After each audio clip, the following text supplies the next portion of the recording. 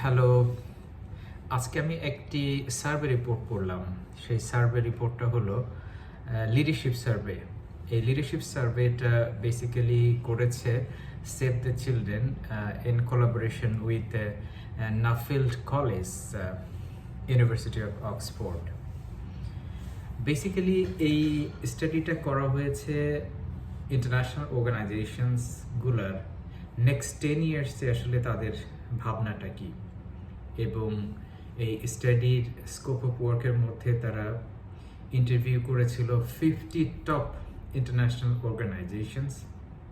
আমি হয়তো বা সবার নাম এখানে মেনশন করতে পারবো না, বাট উল্লেখযোগ্য কয়েকটি অর্গানাইজেশন যাদের চিফ এক্সিকিউটিভ অফিসার্সকে তারা ইন্টারভিউ করেছে, তার মধ্যে Save the Children, Plan International, World Vision, CARE International, Mercy Corps, এরকম আরও অনেক অর্গানাইজেশন, সব মিলাই 50টা অর্গানাইজেশনকে তারা ইন্টারভিউ করেছে তাদের লিডারশিপকে, এবং তারা খুব ফ্র্যাঙ্কলি বলেছে তারা আসলে নেক্সট 10 ইয়ার্স আসলে কিভাবে দেখছে।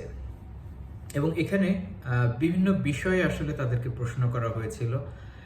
সেগুলো যদি আমি একে একে বলি, সেটা হলো যে তাদেরকে প্রশ্ন করা হয়েছে যে এইড এবং ডেভেলপমেন্ট ইকোসিস্টেমটা যে সহায়তা করা হয় সেইটা, এবং সেটার আসলে সিস্টেমটা আসলে কীরকম দেখতে চায় তারা বা দেখতে পাচ্ছে।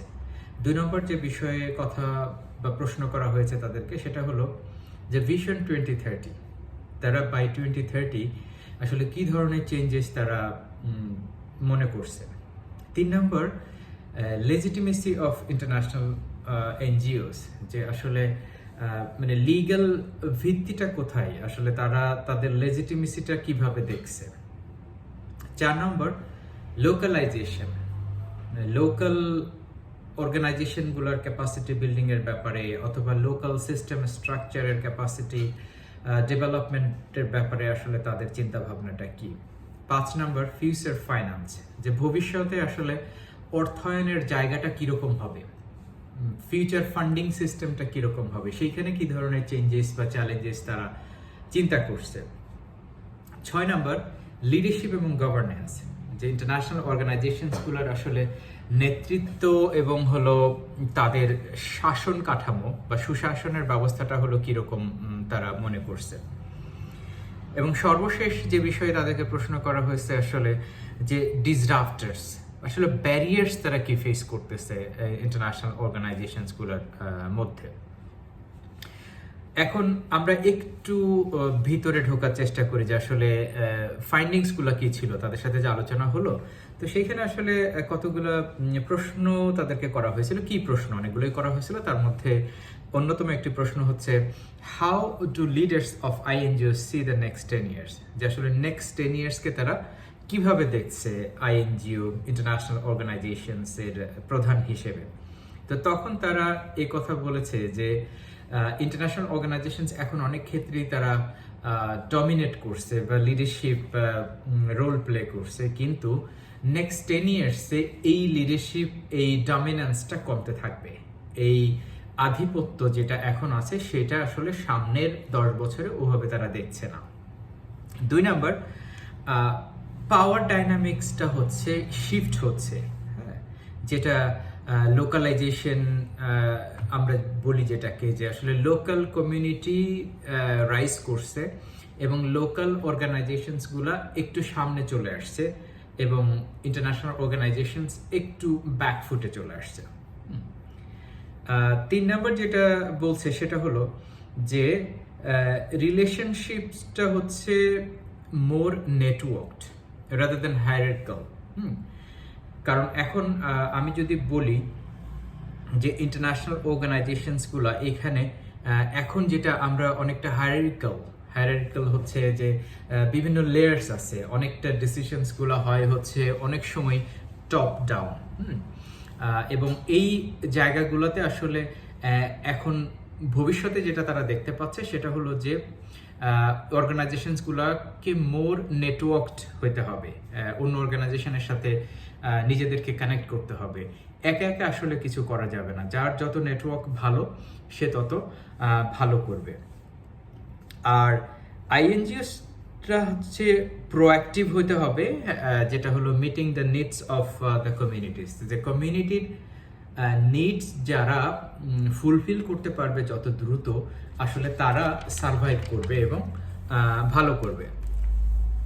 এবং আরেকটা জিনিস হলো যে আইএনজিওসগুলো, ইন্টারন্যাশনাল অর্গানাইজেশনসগুলো, তাদের যে আসলে পারপাস দ্বারা তারা ড্রিভেন হয়, সেই জায়গাটাতে হলো তাদের আরো ওয়েল কানেক্টেড হইতে হবে। তাদের যে পারপাস আছে, তাদের যে ভিশন আছে, সেই ভিশনের সাথে কানেক্টেড হইতে হবে। কারণ হলো যে অনেক সময় দেখা গেছে যে কাজ করতে গিয়ে ভিশন থেকে অনেক দূরে সরে যায় অর্গানাইজেশনসগুলো।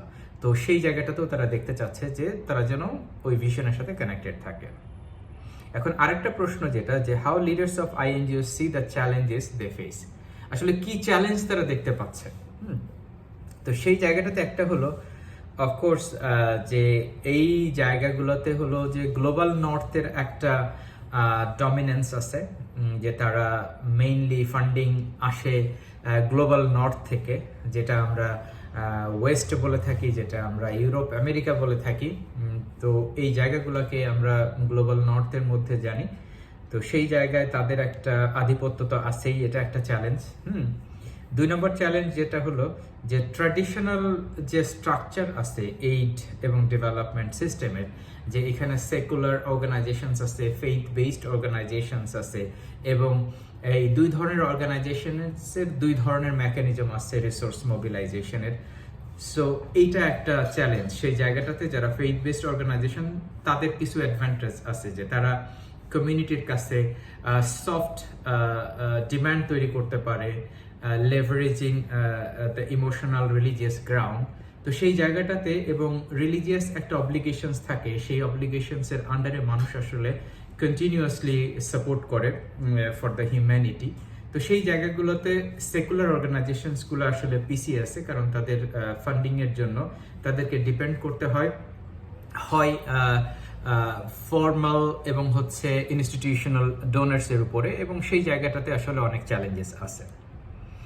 এবং থার্ড যে চ্যালেঞ্জের কথা তারা সবাই বলেছে অলমোস্ট, যে complex organisations, many of them with global federated structures, মানে অনেক অর্গানাইজেশনসগুলো আছে যেমন হলো যে তাদের হয়তো মাল্টিপল কান্ট্রিজে আছে, ফর এক্সাম্পল তাদের 100টা দেশে তাদের অফিসেস আছে, এবং তারা একটা ফেডারেশনের আন্ডারে তারা কাজ করে, এবং তাদের অনেকগুলো কান্ট্রি সাপোর্ট অফিসেস আছে বা গ্লোবাল অফিসেস আছে, যেইগুলা কোনো অফিসকে তারা বলে তাদের ফান্ড রেজিং অফিসেস, কোনো অফিসগুলোকে তারা বলে কান্ট্রি অফিসেস। এককভাবে তারা আসলে সিদ্ধান্ত সহজে নিতে পারে না, যেহেতু তারা একটা ফেডারেশনের আন্ডারে তারা কাজ করে। তো সেই জায়গায় তাদের ডিসিশন মেকিং প্রসেসটা হলো খুব কমপ্লিকেটেড। সো এটাও একটা চ্যালেঞ্জ তারা দেখেছে।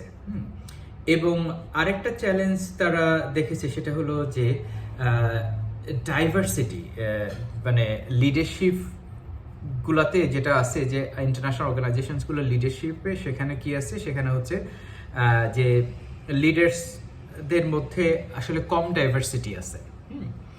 তো সেটা আমরা যদি দেখে থাকি যে ম্যাক্সিমাম ইন্টারন্যাশনাল অর্গানাইজেশনসের যদি কান্ট্রি ডিরেক্টরস পজিশন বলা হয় বা টপ লিডারশিপ পজিশনস দেখা হয়, এখনও সারা ওয়ার্ল্ডে মোর দেন 50% লিডার্স ফ্রম গ্লোবাল নর্থ।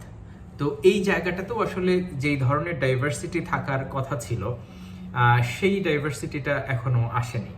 তো এটাও একটা চ্যালেঞ্জ। লোকালাইজেশনের জন্য যেই ধরনের অ্যাপিটাইট দরকার, যেই ধরনের ফান্ডিং কমিটমেন্ট দরকার, আসলে সেটা নাই। আবার ফাইন্যান্সিংয়ের ক্ষেত্রেও আমরা দেখতে পাচ্ছি যে আসলে বায়োল্যাটারাল, মাল্টিল্যাটারাল বা ইনস্টিটিউশনাল ফান্ডিংগুলো শ্রিঙ্ক হচ্ছে, কমে যাচ্ছে। কিন্তু এখানে আবার কিছু কিছু ফান্ডিং আসছে, সেটা যেমন আমি যদি বলি যে চায়না, তারপরে হচ্ছে সৌদি আরবিয়া, এবং তারাও হচ্ছে আসছে সামনে, তাদের থেকেও ফান্ডিং আসছে। কিন্তু সেই জায়গায় একটা মিসিং পিস হলো যে হিউম্যান রাইটস, এই জায়গাগুলোতে আসলে যেই ধরনের অ্যাপিল থাকার কথা সেই ফান্ডিংগুলোতে সেইগুলো নাই। এবং অর্গানাইজেশনাল স্ট্রাকচারগুলোও একটু ব্যারিয়ার। এবং সবচেয়ে বড় কথা হচ্ছে যে এখানে আরও কিছু ব্যাপার আছে, যেমন আমি যদি বলি যে ক্লাইমেট চেঞ্জ একটা বড় চ্যালেঞ্জ এই জায়গাগুলোতে, এবং অনেক অর্গানাইজেশনস আছে যে অর্গানাইজেশনসগুলো আসলে ক্লাইমেট ফোকাসড না এবং তাদের ওই এক্সপার্টিস নাই। এবং আমরা আরও দেখেছি যে এখানে রেসিজমের একটা ব্যাপার আছে, যে আমরা যখন বলি যে ম্যাক্সিমাম ফান্ডিং আসলে আসে হলো ইউকে, ইউএসএ এবং ওয়েস্টার্ন ডোনার্স থেকে।